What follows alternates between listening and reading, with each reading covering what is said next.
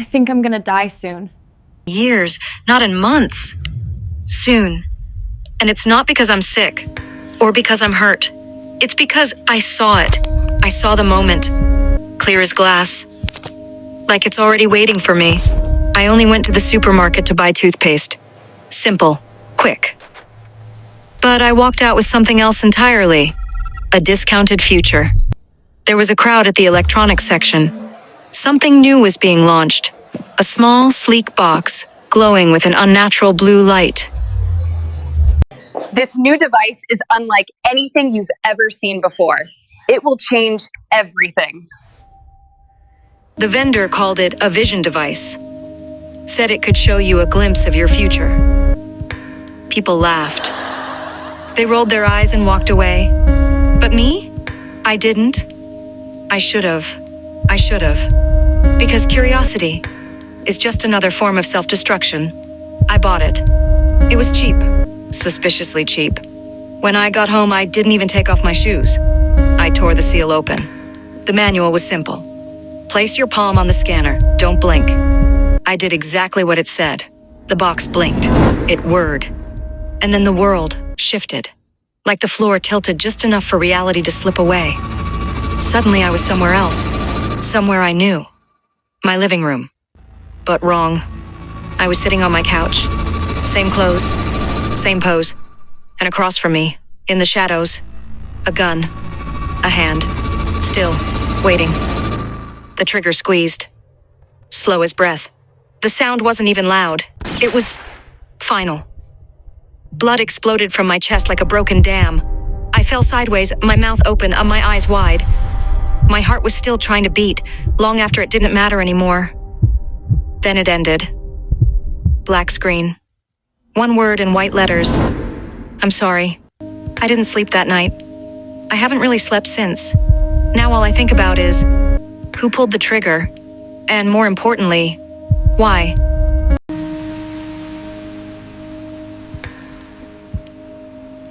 My name is Naya Morgan.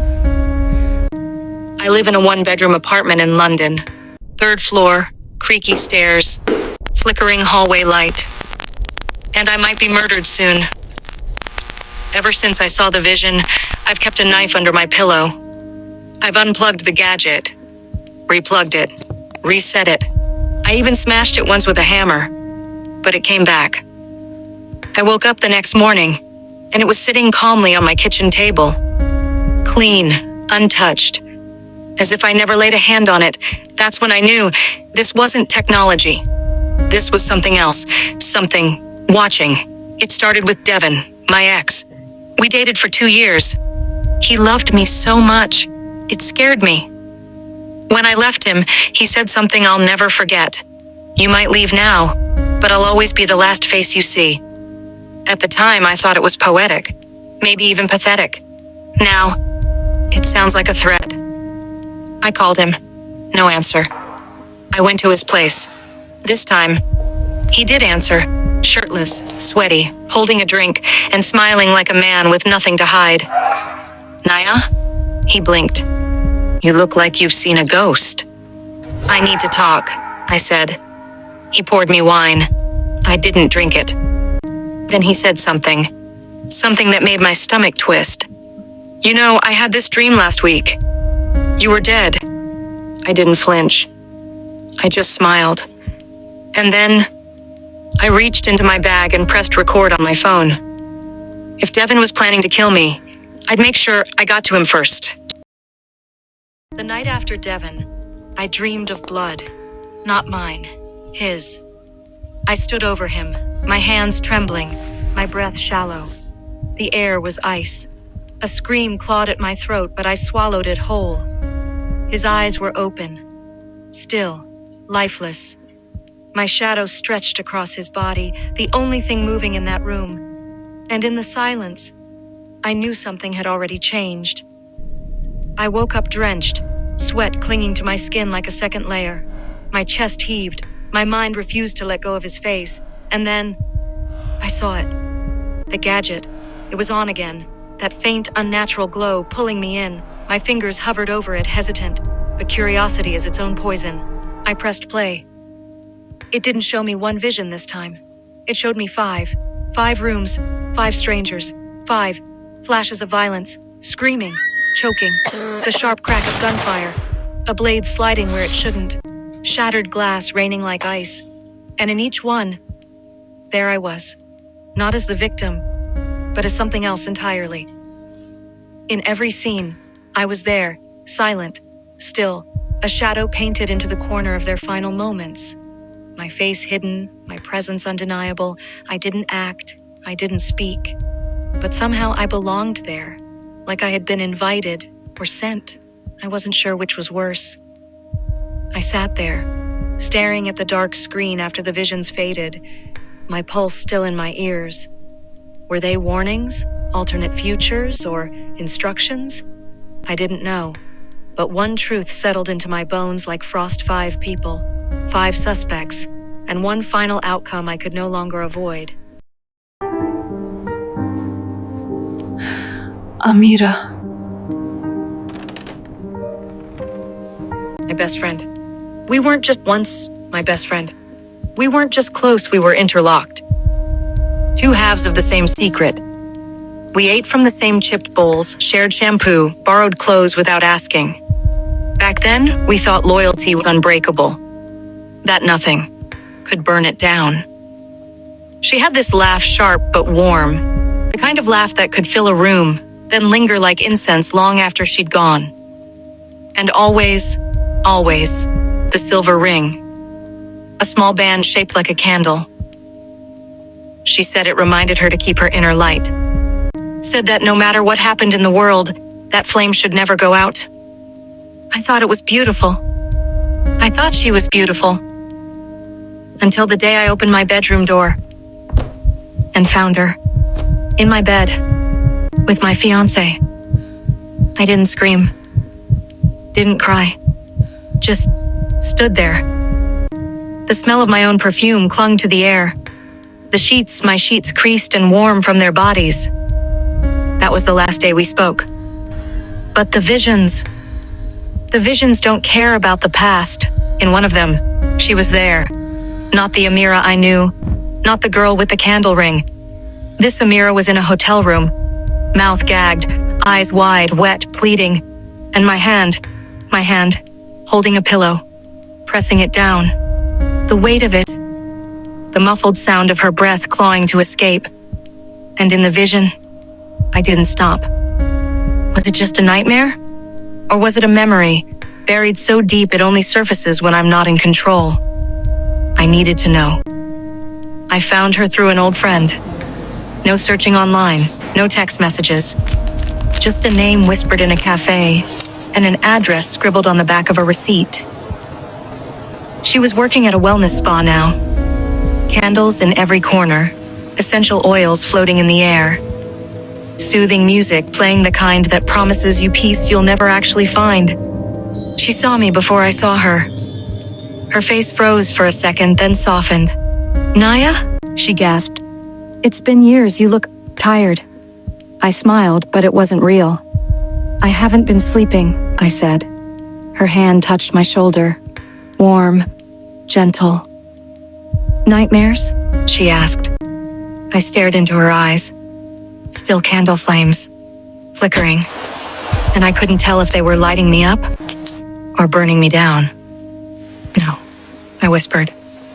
"Something worse." That night, I followed her home. I stayed far enough back to be a shadow, close enough to see the way her hair caught the glow of each streetlight. The air was heavy, like the city knew what I was doing. She didn't look back, not once. Her building was old brick walls and peeling paint. I stood across the street. From here, her window was a perfect square of gold light. She moved inside, unaware. Boiling water, folding a blanket. Ordinary things. Hours passed. My breath fogged in the cold. My legs ached, but I didn't move. When she turned out the lights, her window became nothing but a black shape against the building. And I stayed there, listening to the hum of the city, feeling the weight of something I couldn't name. I didn't know If I was protecting myself from her, or if I was hunting her. Devin is dead. There's no point pretending otherwise. No clever way to soften it. No excuse that makes it sound less final. It happened last night, and I keep replaying it. Not like a movie, but like old home video. Grainy, shaky, pieces missing. He called me. His voice was different. Flat, careful. Like every word had to be weighed before it left his lips. Said he wanted to apologize. Said he wanted to make peace. I almost didn't go. I should have stayed home. But curiosity, and maybe something darker, pulled me there anyway. The apartment was dim, warm. Curtains half closed. The smell of spices in the air. Chicken curry, my favorite. I didn't know he remembered. We sat. We talked. At first about nothing, the weather, his work, the neighbor's dog. Then about everything. About what went wrong. About the things we never said. We even laughed a little. The kind of laugh that feels borrowed. Like we were renting happiness for an hour, knowing we'd have to return it. Then it happened. The lights flickered. Once. Twice. Like the world was blinking. And the gadget in my bag, the one I swore I'd never use, buzzed. A low metallic hum that crawled up my spine. I reached for it without thinking. But before my hand even touched the zipper, I saw it. Not on a screen. Not through glass. In real life. A flash. Bright. White hot. Like lightning trapped in a room. And in that flash, Devin's face. Shock. Fear. Then nothing. Blood on the table. On the curry. On my hands. A gun, heavy, black, and mine. I didn't shoot him. At least, I don't think I did. But I was holding the gun. And his eyes. His eyes were already gone. The strange part? I don't remember picking it up. I remember my fork clinking against the plate. I remember my glass tipping over, water spilling across the table. I remember the hum growing louder, filling the room until it was all I could hear. And then, nothing. A gap. Like someone cut the film and spliced in a different ending. They'll ask me why I was there. Why I had the gun. Why my fingerprints are the only ones that matter. And I'll tell them the truth, or at least the version I can still see. But the truth is, it doesn't matter what I say. Because the moment I saw that flash, I knew. Someone wanted Devin dead. And maybe, just maybe, they wanted me to be the one holding the gun when it happened. And now, the blood is on my hands, whether I put it there or not. I didn't shoot him. But I was holding the gun. And no matter how many times I close my eyes, I don't remember picking it up. The police knocked the next morning. Not hard. Not urgent. Just steady. Like they already knew I was on the other side of the door. I didn't answer. Instead, I stood there, bare feet on the cold floor, breath caught in my throat, watching through the peephole. 2 officers. Both with the kind of tired eyes you only get from seeing too many bad endings. They didn't look at the door for long. Instead, they turned to my neighbor. I couldn't hear everything. Just fragments. Last seen. Knew him well? Late hours. Her voice was louder. Too loud. She's always been like that. The type to smile at you in the hallway, and then feed your name to anyone who asks. Devin's death was in the news by noon. The headline was cold. Clinical. Man found shot in East London flat. No forced entry, no suspects yet. No suspects yet. Yet. I stared at the words on the screen until the letters blurred. And somewhere in the reflection, between the black of the glass and the white of the text, I saw my own face staring back at me. Expressionless. Was this grief? Was this guilt? Why did I feel nothing? No ache in my chest. No weight in my stomach. Just emptiness. like I was standing in a room after everyone had left, and all that was left was the echo. The third suspect was Elijah, my late brother's best friend. I knew him long before I understood what kind of man he really was. Back then, he was just the boy who walked me home from school. The boy who taught me how to punch a kid in the ribs when they teased me. Okay, here I go. The boy who made me laugh, and later, the boy who handed me my first pill. A small white escape, wrapped in a smile that looked like friendship. After my brother died in that car crash, Elijah stayed. At first, I thought it was loyalty, that maybe he felt the same hollow ache I did. But then, he stayed too long. Long enough to steal money from our mother. Long enough to disappear the moment she got sick. And now, years later, he was back. Like a ghost who hadn't gotten the message. I found him in a pub. Dim light, sticky floors, cheap beer, same smirk, same lies tucked deep in his eyes. "Naya, damn, you look good," he said, leaning close. His breath smelled like whiskey and old stories. "Still got that spark?" I smiled. A practiced smile. The kind you use when you're not sure if you're greeting a friend or an enemy. But the visions, they were getting worse.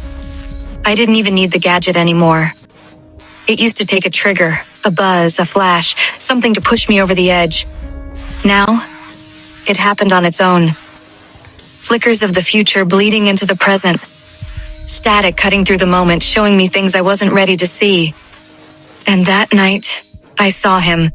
Not in the pub. Not with a drink in his hand. Tied to a chair. Blood on his shirt. My fingers around his neck. And the worst part? It didn't feel like a warning. It felt inevitable. 1 down, 4 to go. That's the count now. Not of days, not of chances. People. 1 is gone. 4 still breathing. For now. And I can't tell if the number feels like a finish line. Or a ticking clock. Every step I take feels like it's leading somewhere I can't see. Every shadow feels like it's watching me back. I keep asking myself the same question. It's the one that whispers to me at night, when the air feels too still, and my heartbeat sounds like footsteps in the dark. Am I hunting my killer, or am I becoming her? Because the truth is, it's starting to feel the same. The cold focus. The way the world narrows until there's nothing but the next move, the next breath, the next target. I don't know if I'm closing in on her, or if she's been inside me all along, waiting for the right moment to take over. And if she has, then maybe it's already too late. I killed Elijah. Not quickly, not cleanly. It wasn't like in the movies, no sudden silence, no graceful fall. It was messy, ugly, human. I watched the light fade from his eyes, slow and stubborn, like it didn't want to leave. I was screaming at him the whole time. "Why did you do it?" Over and over until my voice broke. I don't even know what I meant. Maybe I wasn't talking to him at all. Maybe I was screaming at the world, or at myself. When it was done, I just stood there, staring at my hands like they were strangers. Hands that had once held his. Hands that had now ended him. I washed them, scrubbed until the water ran hot and red. Then I looked again. Still dirty. Still mine. Her name was Mara. I learned it from a receipt. A crumpled piece of paper stuffed inside the box my device came in, black ink smudged from damp fingers. She worked at the gadget company. Not in the glossy showroom with all the neon signs and polite smiles, but in the back offices, where the air smelled faintly of solder and burnt plastic. A soft-faced woman with trembling hands. Not the kind of trembling that comes from cold. The kind that comes from knowing too much. They said she had been the assistant to the tech inventor, the man whose name was printed on every advertisement, but whose face was never photographed. I remembered her for one reason. When I bought mine, she didn't try to sell me on its features. She didn't list the warranty or the upgrade plans. She just leaned forward, eyes darting left, right, and whispered, barely louder than the hum of the store lights, "Be careful. Not all truths are meant to be seen." Then she straightened up and handed me the box, like she hadn't just dropped a match into my mind. Weeks later, I tracked her down. She had switched to working the night shifts. Maybe to avoid the daytime crowds. Maybe to avoid me. I waited until she clocked out, her pale blue coat clutched tight around her frame. She moved like someone who expected shadows to follow. I didn't bother with pleasantries. I just asked her questions. How does it know the future? Why me? Why is it showing me death? She didn't answer. Not right away. First, she laughed a small broken sound that caught in her throat. Then her eyes welled up. Tears clung to her lashes like they were afraid to fall. Her voice shook when she spoke. "You don't understand," she said. "It doesn't show the future. It shows the moment that defines you." I stared at her. Because what does that even mean? Define me? What moment? I wanted to press her for more, but the way her hands trembled told me she'd already said too much. So I let her go. I turned, walked away. Left her standing in the orange glow of the street lamp. Her shadow looked longer than it should have. 3 days later, she was found in her bathtub. The water was pink. Her wrists, open like pages of a book she'd decided not to finish. They called it suicide. Everyone seemed satisfied with that answer. Everyone except me. Because here's the thing. I didn't do it. I'm almost sure I didn't. Almost. Sometimes, in the quiet hours before morning, I replay that night outside the store in my head. Her voice. That warning. The way her eyes lingered on me like she knew something I didn't. And sometimes, I wonder if she knew my moment was coming. And if, maybe, hers was mine. Food tasted like dust. The bed felt like a coffin. And every time I closed my eyes, I saw it. The gadget. That damned gadget. Its cold glow pulsing in the dark like a heartbeat I couldn't turn off. It kept showing the same scene, over and over, like it wanted to burn it into me. Me, sitting on the couch, a gun in my hand, blood pooling thick and black under the light. And on the wall behind me, shaking, flickering, 2 words in red. I'm sorry. At first I thought it was a mistake. Some glitch in the machine, a loop it couldn't escape. But the more I watched, the more it felt like the loop was for me, like the device was waiting for me to understand. Then, one day, everything changed. I didn't press any buttons. I didn't ask it to. But the camera angle shifted, slow, deliberate, like someone behind the lens wanted me to see. And for the first time, I noticed something new. The shooter wasn't just a shadow anymore. The face was clear. The eyes, cold. The jaw, set. It was me. I stared at the image until my vision blurred. I tried to tell myself it wasn't real. That it couldn't be real. That maybe the gadget was lying. But the longer I looked, the more I realized it wasn't just showing me the moment that would define me. It was showing me the moment I'd been running from my whole life. And it was getting closer. Didn't scream. Not when I saw my own face holding the gun. Not when the shot rang out. Once. Twice. 3 times. Each echo shuddering through the gadget's tiny speakers like a heartbeat made of steel. Not even when the blood bloomed across my chest in the image. Slow at first. Then spilling outward. Petal by petal, like some cursed flower opening in the dark. I didn't scream. I just sat there, still, silent. Every breath caught halfway in my lungs, like my body was afraid to move in case the screen noticed me watching. And I watched. Watched the truth crack my soul open like glass. Each fracture spreading, splitting me into pieces I didn't recognize. Because it was me. Not a stranger. Not a shadow. Not some clever illusion. Me. I had killed myself. But how? The question was a snake in my mind, writhing, coiling, refusing to let go. Was it fate? Some cruel trick of time looping back to swallow me?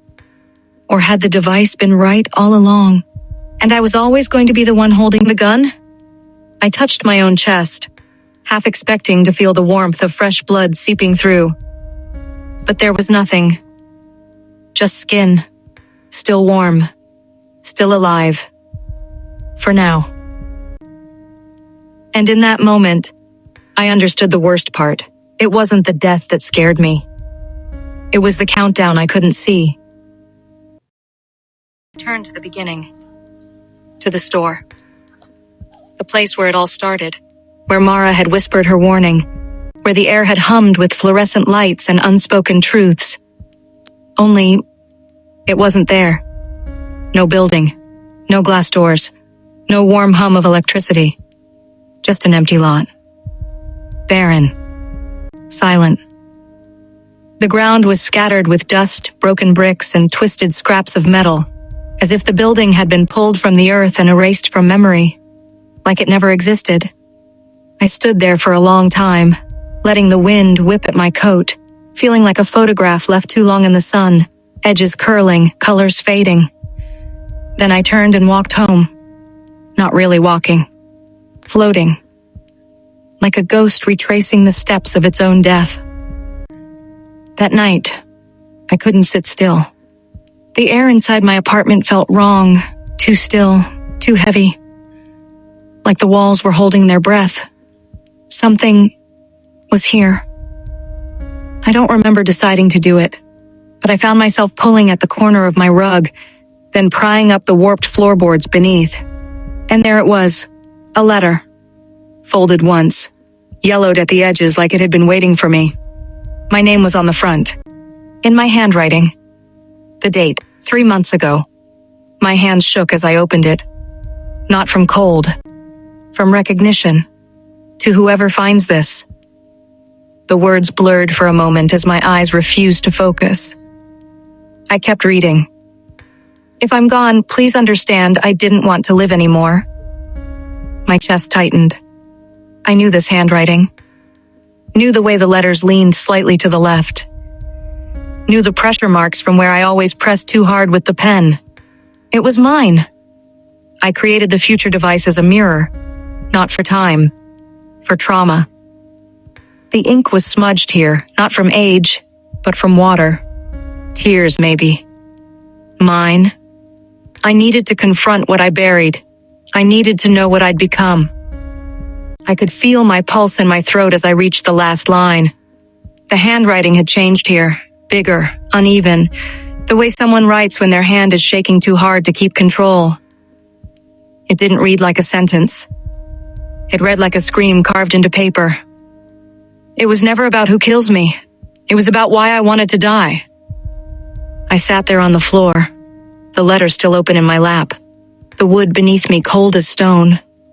Somewhere outside, a siren wailed in the distance. The sound stretched and twisted until it felt like it was coming from inside my own head.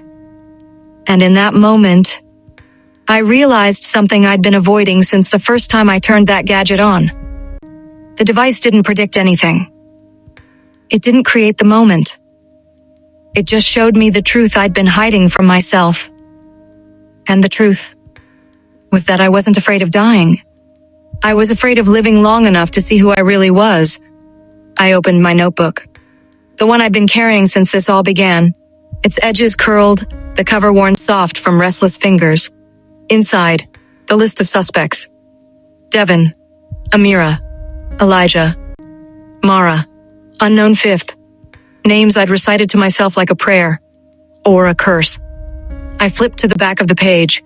Not words this time. Drawings. Childlike. Crude. Lines that wavered. Shapes that barely held together. 5 figures. 5 bodies. All of them. Me. It hit me like ice water. These weren't suspects. They were fragments. Pieces I'd carved out of myself and dressed in other people's faces. Devon, my broken trust. The part of me that looked people in the eye and believed them. Until they smiled while they tore me apart. Amira betrayal. The friend who twisted the knife, and the part of me that let her. Elijah guilt. The weight I could never wash off my hands. The ghost that followed me into every room. Mara, the last fragile shard that still believed in light. Even as it trembled in the dark. And the fifth? Silence. The me that stayed quiet while everything fell apart. The me that let the rot spread because speaking up felt like screaming underwater. The me that chose numbness over healing. And worst of all, the me that bought a device just to watch herself die. I closed the notebook slowly, the paper whispering against itself. Somewhere deep down, I understood that there was never a mystery to solve. Just a mirror I'd been avoiding. And now, it was too late to look away. It's been 47 days. I didn't die. But I did kill something. The old me. The one who needed pain to feel real. The one who thought death would bring peace. The one who kept replaying the same wounds just to prove they still existed. I buried her. Not in a graveyard. Not in some poetic place under a tree. I buried her with the gun. The cold weight that had been a promise I never wanted to keep. And when the dirt covered it, I didn't feel loss. I felt space. I turned off the gadget, the last glow fading from the screen like a dying star. And for the first time in months, I could hear my own breathing, without a looped image telling me how the story ends. Then I sat down, pulled out a piece of paper, and wrote a new note. I thought I saw my future, but what I really saw was my reflection. I am not my pain. I am not my trauma. I am not the things that happened to me. I am the one who gets to choose what happens next. I left London. No forwarding address. No gadget. No ghosts. Just a notebook. It felt almost weightless in my hands, as if it knew it didn't have to carry the past anymore. And on the first page, in my own steady handwriting, I wrote, I think I'm going to live soon. I don't know where I'm going. I don't know who I'll be when I get there. But I know this story doesn't end with blood on the floor. It ends with footsteps. Mine. Walking into a life I never thought I'd give myself permission to have.